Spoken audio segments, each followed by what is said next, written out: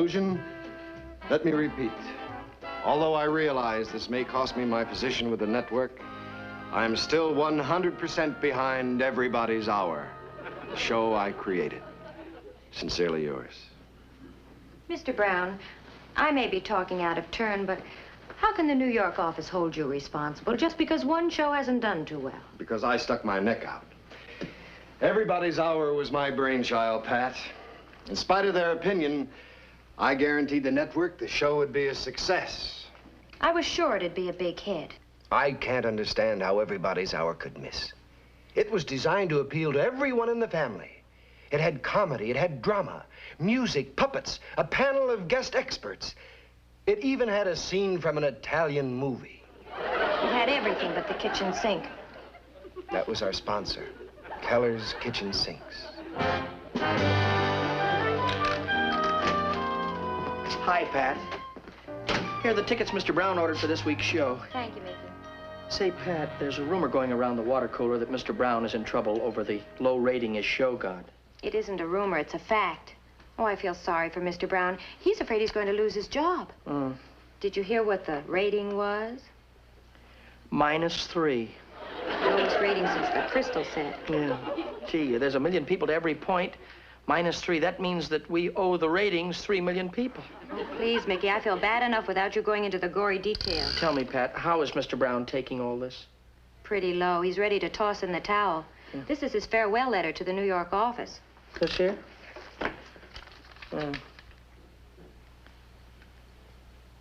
Pretty gruesome. Can you read shorthand? No, but anybody can tell that there's tragedy written all over that. I'll take his tickets in personally to him. Maybe I can cheer him up. Oh, Mickey, I don't think you'd better. Now, wait just a minute, Pat. I'll get him out of his trouble somehow. No, Mickey.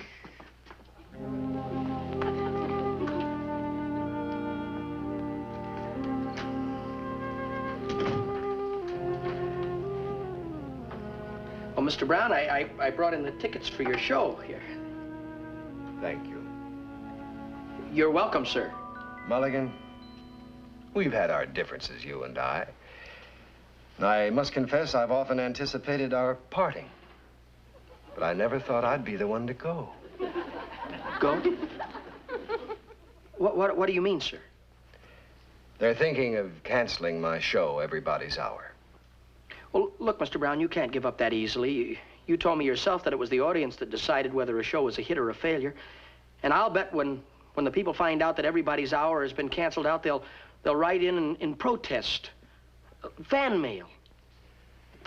If I'm replaced, I'll put in a good word for you with my successor. Well, I certainly appreciate that, Mr. Brown, but if your show was to get enough fan mail, why, you wouldn't have to be replaced, sir. I believe in myself. That's what counts the most. But I think that fan mail is the answer, sir. Fan mail. Well, I guess I'd better get home and break the news to Alice. Wait a minute. What's the matter, Mr. Brown? Not now, Mulligan, not now. Pat, come in here quick and bring your book. Wait, Mr. Brown. Mulligan, I've just had a brainstorm. I'll show the New York office I'm not licked yet. I'll take my case to the people. Fan mail, that's the answer. Yes, sir. Fan mail, I believe that's the answer. It's a wonderful idea, isn't it? I don't know how it happened. I was thinking about something else and suddenly just popped into my head. Popped into your head, huh? Fan mail. I see, yes. Pat, take a memo. To the producer of Everybody's Hour. Leave 30 seconds open at closing of show for fan mail appeal. Ask the viewers to write in giving their opinion of the show. Regards. Isn't it a wonderful idea, fan mail, Pat? Now, all we have to do is wait for the verdict of the jury. I know they'll justify my verdict. Oh, I know they will too, sir. It just popped into my head.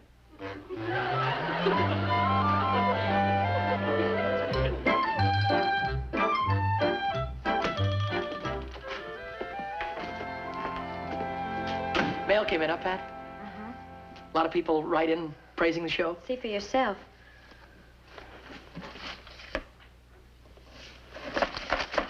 Five letters here?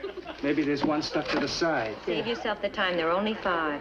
Mr. Mulligan, Mrs. Mulligan, Mickey Mulligan, Freddie Devlin, and yours truly, Pat Harding. 5 letters. Well, at least it's a trend. Maybe the millions of people who saw the show were going to write in but just didn't bother to do it, that's all. All I can say is Mr. Brown sure is in plenty of hot water. I don't know how to break the news to him. I only hope more letters arrive by tomorrow. Well, at least we can count on 5 more. That is if I can think of anything else to say. I don't want Mr. Brown to see this empty box. Will you hide it in the stockroom? Yeah, sure, Pat, we'll do it. Come on, Fred. Well... Mr. Brown. The fan mail's arrived. That's right, sir. Let's see it. Oh, there's too many of them, Mr. Brown. Take you all day to look at them all. We thought you'd be too busy to read them today, sir. Too busy. My job depends on it. Let's take a look at it. Oh, why don't you, if I might suggest, read them on Sunday? No. I'll take a look at them right now. I want to see what cities they're coming from. This is the Los Angeles bunch right That's here. right. Do you mind if I see them? Well, you see, the out-of-town mail, it doesn't come in until tomorrow, Mr. Brown. You're like, well, here's just, here are 4 or 5 letters right there. You can Good see response. yourself, everybody. What they have to say. Excuse me, Mr. Brown. May I see them just for a minute? Mr. Brown, we think ourselves that the show is just going to be great. It's You're almost like these... 11 o'clock, Miss Brown. You don't want to be late for your appointment at the sales department. Yeah, I'd better get right over there. Here you are. Oh, yeah. How many letters do you think are in there? Oh, 5. 500. 500. 500 letters, huh? Yes, sir. That ought to make the New York office sit up and take notice. Bring that mail into my office first thing in the morning. I want to read every bit of it. Yes, sir. We'll get it right into you, sir. Am I glad you thought of that appointment he had, Pat? Thought of it. I made it up. I had to think of some way to get your heads out of the noose. And you put our heads right back in the noose again. Where are we going to get 500 letters from to look at? And by tomorrow morning yet. Well, I haven't got time for any details, but I'd appreciate it if you'd both be at my house tonight and bring a dozen fountain pens. Sincerely yours, Marvin Eglin. What's the matter? You got it? Oh. Oh, wait a minute now. Let me get mine out first. Here, I'll help you. Easy. That's right. Steady now. Oh, you're really stuck here. Oh, there we go. Oh. Boy, I got writer's cramp so bad I can't even put the pen down. It's too bad Pat wouldn't come. We certainly could have used her. How many letters does this make we've written? Oh, about 436. We're almost home. Shh, don't talk so loud. We'll wake up my mom and pop. Yeah. Enjoyed your show, enjoyed your show, enjoyed your show. You used that in letter 327. You're in a rut. I know, all right. So I gotta... Wait a minute. Uh-oh. I got it now. Oh, I've got... Wait, easy with me now, Steady. please, because... Steady. Let me just get this one out. Listen to me. Huh? Relax the arm. Ow. Oh, it's cramping good now. Well, relax the whole arm. Relax. You got it relaxed? Right. It's relaxed, Relaxed. Right? Steady? Right. Oh, what? Oh, I broke my hand. What's the matter with you, Fred? I'm sorry, Nick. Oh. Look, we're tired, Nick. I'm tired. You're tired. I can't think of any more names. I'm going to go home and go to bed. No, wait just a minute. You forgot one thing. What's that? We gotta seal up all these envelopes.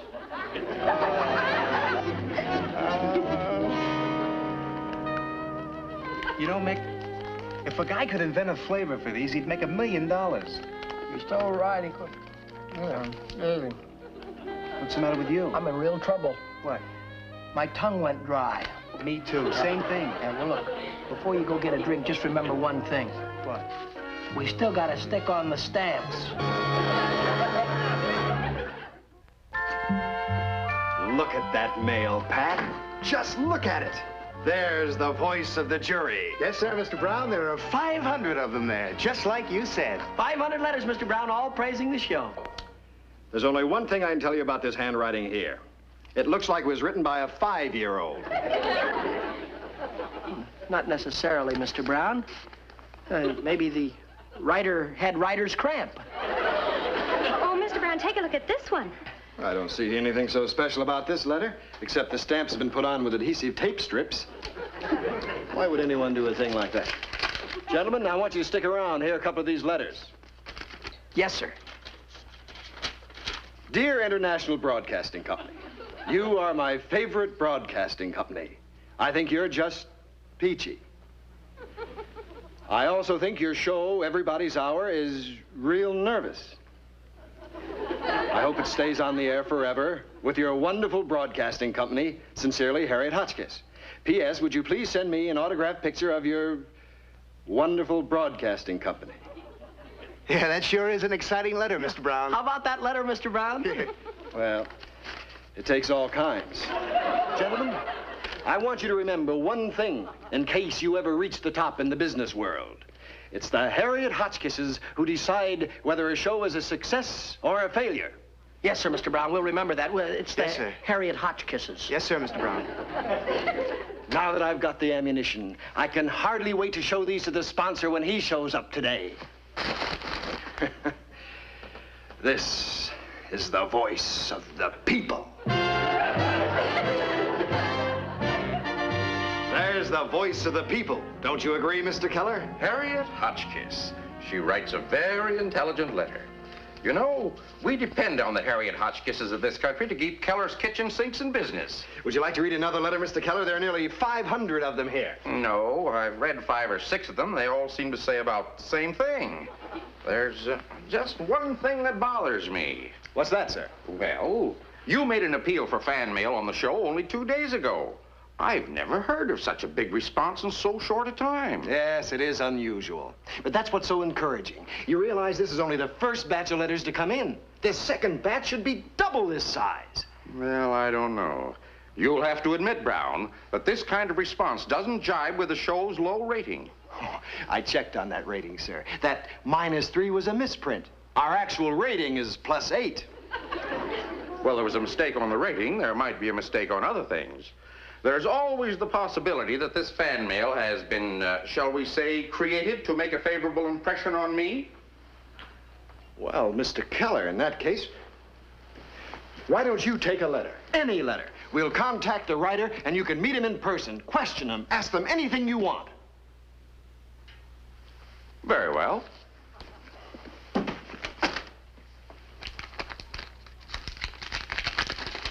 Oh, Mickey, why did you do it? You know very well why we did it, Pat. We didn't want Mr. Brown's head to roll off the guillotine. If Mr. Keller finds out those letters aren't on the up and up, Mr. Brown's head will roll anyway. Now, Pat, you... Yes, sir. Pat, would you please phone a Mr. Josh Ward at Viewsite 06321? Josh Ward, Viewsite 06321. Yes, sir. Ask him when it'll be convenient for him to come over and meet with Mr. Keller and me here in my office. Yes, sir. Pat, don't bother to call that number. It's the dog pound. The dog pound? Yeah, by 2 a.m. this morning, Freddie and I ran out of addresses. Josh Ward. He was letter number 365. Josh Ward. Dog catcher. Oh, Mickey, what are we going to do? Mr. Brown and Mr. Keller are in there right now waiting to see Josh Ward. Well, we're not going to disappoint him, Pat. You tell Mr. Brown that Mr. Ward is on his way over here right now. Mickey, no. Yes.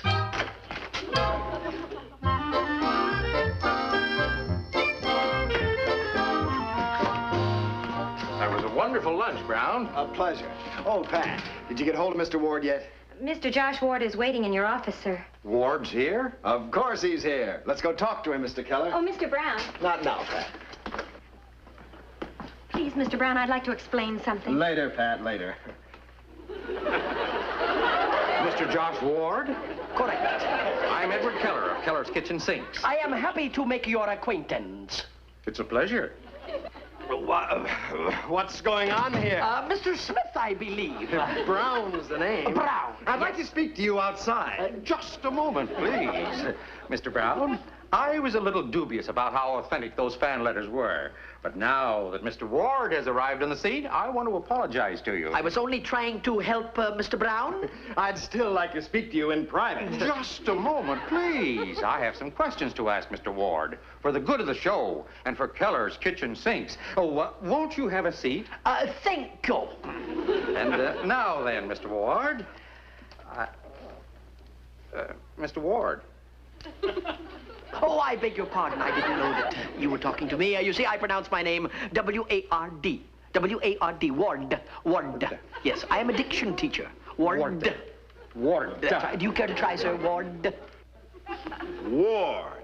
Yes, that's fine. Yes.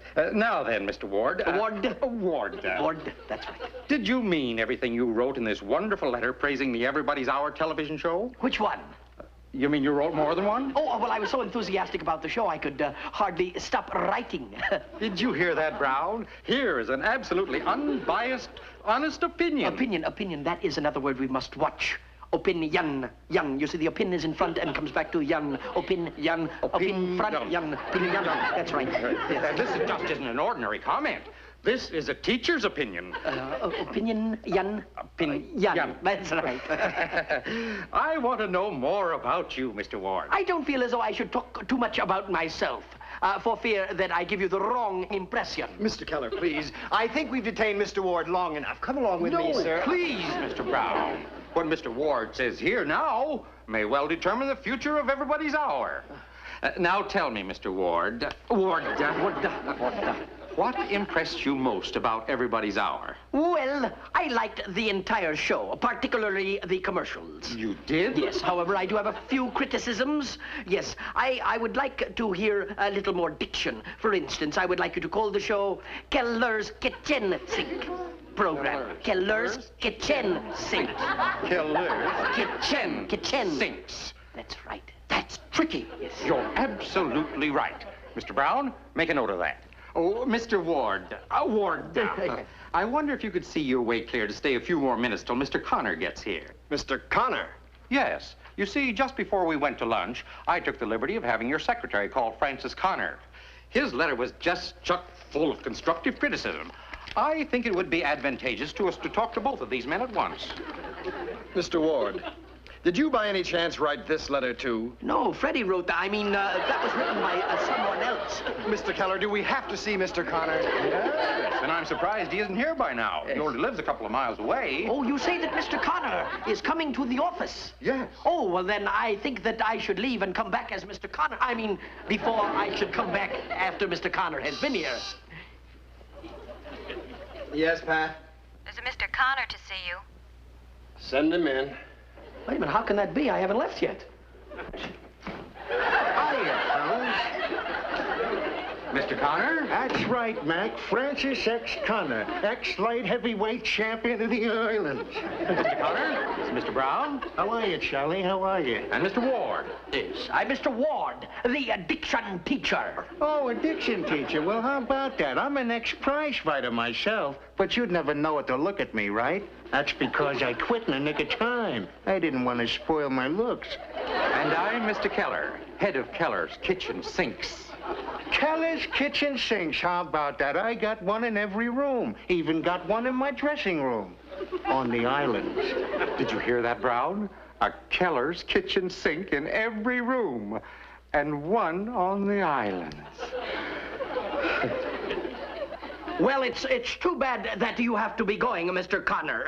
Oh, just a minute, Mac. I ain't told the gentleman what I think of his show yet. I have a good idea. Let's all have lunch sometime next month. Oh, we can't leave now. Miss Hotchkiss hasn't arrived yet. Hotchkiss? Hotchkiss? Yes. I had your secretary called Harriet Hotchkiss. The woman's angle, you know.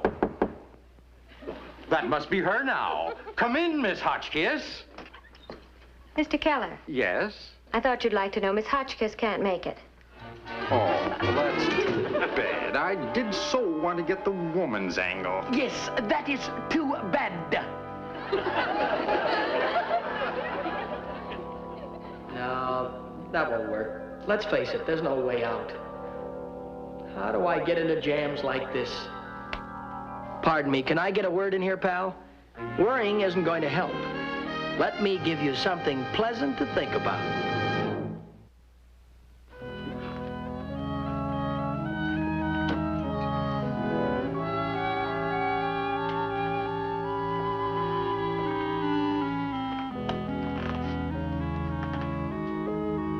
What's the problem, son? Oh, there's no problem, Pop. Sorry, I just thought I'd ask. I wonder if they're still taking applications in the Foreign Legion. Foreign Legion? Sounds like woman trouble.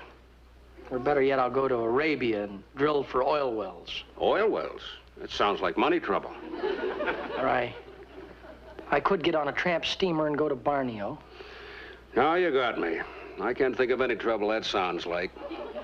But if there's anything you want to talk about, Michael, I'm a good listener. Pop, I got myself into some trouble that nobody can help me out of. Well, I don't want to butt in. You're over 21 and you can take care of yourself. You know, my father said something interesting once. He said, a man's a father till his son's 21. And after that, he's either a pal or a stranger. Oh, Pop, you're never going to be a stranger to me. It's just that I got myself into a jam, and, well, nobody can get me out of it. Really?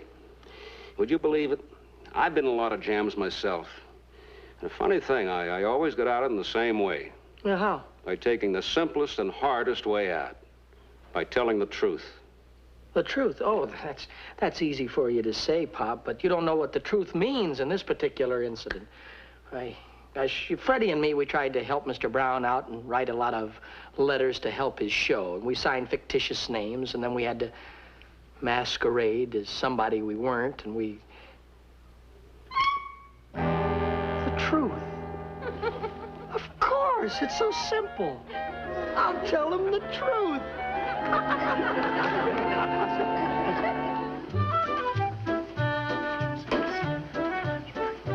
Mr. Keller, sir? Ah, Mr. Ward. I was just thinking about you. Well, I'm glad you're here, Mr. Keller. I came in to tell you the truth. Just look at this box of fan mail, Ward. There are over 1,000 letters here. 1,000 letters? That's impossible. Freddie and I only wrote 500. 432 to be exact, Mr. And Keller. they all praise Keller's kitchen sinks. I mean, Keller's kitchen sinks. At your suggestion, I sent a teletype to Chicago that the announcer pronounce it that way from now on. That's another thing. You see, I'm not really a diction teacher. In fact, I haven't got very good diction myself. And my name isn't Ward, sir.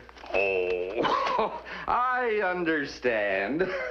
You're afraid we'll be pestering you for the rest of your life for endorsements and sales angles. No, sir, that's not it at all. You see, Mr. Keller, my name is really Mickey Mulligan, and I can show you right here in my wallet oh, gosh, I must have left it at home. Oh, the absent-minded professor, eh? You're all right, Ward. I'm telling the truth, sir. Ward, I want you to meet someone. But, sir... Oh, would you come in, please? Do you know who this is, Ward? May I present Harriet Hotchkiss? How do you do? Harriet Hotchkiss, but that's impossible. You can't be Harriet Hotchkiss. I'm Harriet Hotchkiss. You are? You're just a figment of my imagination. I am? Well, Would you like to see my driver's license? Harriet Hotchkiss expires 1958. I don't understand this at all. I'm sorry, ma'am. Young man, you are the most. Believe me, this is the truth, Mr. Keller. My name is really Mickey Mulligan. I only did all of this because I thought it would help Mr. Brown keep his job. It's the absolute... Well, Mr. Ward, good morning. Mr. You're Brown. looking mighty chipper. I'm glad you're here. It's all right. You can tell them the truth. I'm ready to take the consequences, sir. Mr. Ward, you're plugging another show. But, Mr. Brown, it's me, Mickey Mulligan. You sign all of my checks. Freddie, am I glad you're here? Tell everybody who I am, would you please? Oh, good morning, Mr. Ward. It's me, Mickey Mulligan. Please, Mr. Ward, sir. I'm on duty. Oh, Mr. Ward. Oh, Pat, you're my last chance. Will you tell everybody here who I am? All right, Mulligan. I'd like to go on with this little game for the rest of my life, but I haven't got the heart. You can be Mulligan again. Thank you very much, Mr. Brown. And Mickey. Yes, sir. I must confess, Mr. Brown told me the truth about you and Devlin this morning. Oh, that's wonderful, Mr. Brown. I admit it was a foolish thing you and Devlin did, but it shows your loyalty to the network and to your boss, and that adds up to something in my book. And for your information, all that fan mail is legitimate. It came in this morning, and it's very complimentary. And that's why I'm renewing the show for another season. Congratulations, Mr. Brown. Thank you. Well, now that everything is settled, there's just one thing that's bothering me, Mr. Keller. What's that, Mickey? I'm sorry, but it's you, Miss Hotchkiss. Me? Oh, well, don't you remember, Mick? We took the name Harriet Hotchkiss out of the telephone book. It just so happened that the real Harriet Hotchkiss wrote in. I feel like I've just been pardoned. Well, now that I'm back on the payroll again, I'd better get back to work. Oh, just a minute, gentlemen. In order to show my appreciation for all the things that you tried to do, I'm going to give you a special assignment with the show. A special assignment? Special assignment? No matter what you give us, Mr. Brown, we can lick it.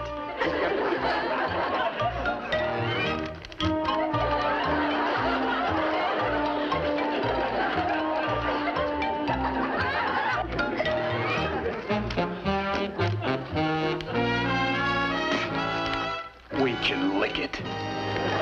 Mickey Rooney will be back in just a moment. Hi, friends. That was a good word from the folks who'll be bringing you our next show. Be with us then, won't you? Incidentally, I hope I have all of these letters sealed by that time. I'm not wearing out my tongue anymore. I've got a new assistant. Here. Good night, friends.